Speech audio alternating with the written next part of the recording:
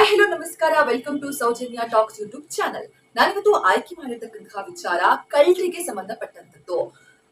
Car ಅಥವಾ bike ನಲ್ಲಿ ನೀವ್ ಯಾರಾದ್ರೂ ಕ್ಯಾಶ್ ಇಡ್ತಾ ಇದ್ರೆ ದಯವಿಟ್ಟು ಕೂಡ ಎಚ್ಚರವಾಗಿರಿ. ಯಾಕಂತ ಅಂದ್ರೆ ಇಲ್ಲಿರುವಂತಹ ಈ ಖದೀಮರು ಕಾರ್ ನಲ್ಲಿ ಇಟ್ಟಿದ್ದಂತಹ 33 ಲಕ್ಷ ಹಣವನ್ನ ಜಸ್ಟ್ 33 ಸೆಕೆಂಡ್ ನಲ್ಲಿ ಎಗರಿಸಿ ಪರಾರಿ ಆಗಿದ್ದಾರೆ.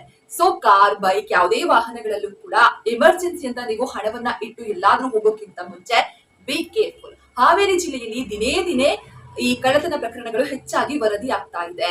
ಚಿನ್ನ ಕಳ್ಳತನ ಆಗಿರಬಹುದು, ಮಾಂಗಲ್ಯ ಸರವನ್ನ ಕಳ್ಳತನ ಮಾಡ್ತಿರುವಂತದ್ದು, ಹಾಗೆ ಬೈಕ್ಗಳು, ಇತರೆ ವಾಹನಗಳನ್ನ ಕಳ್ಳತನ ಮಾಡ್ತಾರೆ. ಇದೀಗ ನಿಲ್ಲಿಸಿರುವಂತಹ ಕಾರಿನಲ್ಲಿದ್ದ ಹಣವನ್ನ ಈ ಕಳ್ಳರು ದೋಚಿ ಪರಾರಿಯಾಗಿದ್ದಾರೆ. ಹಾವೇರಿಯ ಬಸವೇಶ್ವರ ನಗರದಲ್ಲಿ ಸಂತೋಷ್ ಹಿರೇಮಠ ಎಂಬುವವರು ತಮ್ಮ ದಿನನಿತ್ಯ ಖರ್ಚಿಗೆ ಬೇಕಾದಂತಹ 33 ಲಕ್ಷ ಕ್ಯಾಶ್ ನ ಬ್ಯಾಂಕ್ ನಿಂದ ಡ್ರಾ ಮಾಡಿ ಆಗತಾನೆ ಕಾರ್ನಲ್ಲಿ ಇಟ್ಟು ಜಸ್ಟ್ ಮನೆಗಂತ ಹೋಗಿದ್ರು. ಆ ಮನೆಯಿಂದ ವಾಪಸ್ ಬಂದ ನೋಡಿದಾಗ ಅವರ ಹಣ ಅಲ್ಲಿ ಮಂಗಮಾಯ ಆಗಿತ್ತು. 2 ಬೈಕ್ ನಲ್ಲಿ ಬಂದಂತಹ 4 ಕಳ್ಳರು ಕಾರಿನ ಗಾಜನ್ನ ಹೊಡೆದು ಅಲ್ಲಿದ್ದಂತಹ 33 ಲಕ್ಷ ಹಣವನ್ನ ಜಸ್ಟ್ 33 ಸೆಕೆಂಡ್ ನಲ್ಲಿ ಎಗರಿಸಿ ಪರಾರಿಯಾಗಿದ್ದಾರೆ. ಸೊ ಈ ಸಂಬಂಧ ಪೊಲೀಸರು 3 ವಿಶೇಷ ತಂಡಗಳನ್ನ ರಚಿಸಿಕೊಂಡು ಕಳ್ಳರನ್ನ ಪತ್ತೆ ಹಚ್ಚೋದಕ್ಕೆ ಎಲ್ಲಾ ಪ್ರಯತ್ನಗಳನ್ನ ಕೂಡ ಮಾಡ್ತಿದ್ದಾರೆ. ಆದ್ರೆ ಈವರೆಗೂ ಕೂಡ ಕಳ್ಳರು ಪತ್ತೆಯಾಗಿಲ್ಲ. ಕಳ್ಳರನ್ನ ಪತ್ತೆ ಹಚ್ತಾರೆ, ಬಟ್ ನಾವುಗಳು ಎಚ್ಚರಿಕೆಯಿಂದ ಇರ್ಬೇಕ. ಇನ್ನು ಕಳ್ಳರ ಕೈ ಚಳಕ ಸಿಸಿಟಿವಿಯಲ್ಲಿ ಸೆರೆಯಾಗಿದೆ. ಈ ಆಧಾರದ ಮೇಲೆ ಪೊಲೀಸ್ ಅಧಿಕಾರಿಗಳು ಕಳ್ಳರನ್ನ ಪತ್ತೆ ಹಚ್ಚುವ ಕೆಲಸವನ್ನ ಮಾಡ್ತಿದ್ದಾರೆ. ಆದ್ರೆ ಇನ್ನೂ ಕೂಡ ಆ 4 ಆರೋಪಿಗಳು ಪತ್ತೆಯಾಗಿಲ್ಲ.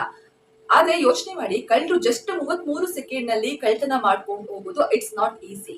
ಈ ಒಂದು ಕಳ್ಳತನದ ಪ್ರಕರಣ ಪ್ರೀ ಪ್ಲಾನ್ ಇಲ್ಲದೆ ಆಗಿರೋದಕ್ಕೆ ಸಾಧ್ಯನೇ ಇಲ್ಲ. ಯಾಕಂತ ಅಂದ್ರೆ ಜಸ್ಟ್ 33 ಸೆಕೆಂಡ್ ನಲ್ಲಿ 33 ಲಕ್ಷ ಹಣವನ್ನ ಎಗರಿಸೋದು ಅಂದ್ರೆ ಇಟ್ಸ್ ನಾಟ್ ಈಸಿ.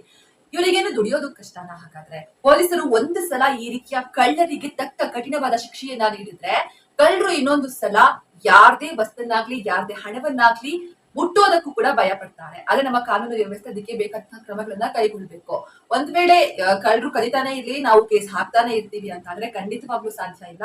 ಒಂದು ಸಲ ಅವರಿಗೆ ತಕ್ಕ ಶಿಕ್ಷೆಯನ್ನ ನೀಡಿದ್ರೆ ಇನ್ನೊಂದ್ಸಲ ಅವ್ರು ಕಲಿಯೋದಕ್ಕೆ ಯೋಚನೆ ಅಲ್ಲ.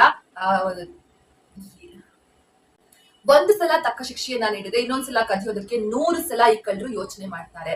ವಯಸ್ಸಿರುತ್ತೆ, ಶಕ್ತಿ ಇರುತ್ತೆ, ಆದ್ರೂ ಕೂಡ ದುಡ್ದು ತಿನ್ನೋದಕ್ಕೆ ಇವ್ರಿಗೆ ಆಗೋದಿಲ್ಲ. ಯಾಕಂತಂದ್ರೆ ಕದ್ದು ತಿನ್ನೋದ್ರಲ್ಲಿ ಜಾಸ್ತಿ ರುಚಿ ಅಂತ ಇವರು ಆಲ್ರೆಡಿ ಫಿಕ್ಸ್ ಆಗಿದ್ದಾರೆ ಅನ್ಸುತ್ತೆ. ಕಷ್ಟಪಟ್ಟು ದುಡಿದ್ರೆ ಈ ಕಳ್ತನ ಮಾಡಿದ್ದಕ್ಕಿಂತ ಹೆಚ್ಚಾಗಿ ದುಡಿಬಹುದು, ಬಟ್ ಕಳ್ಳರಿಗೆ ಇವೆಲ್ಲ ಅನ್ವಯ ಆಗಲ್ಲ.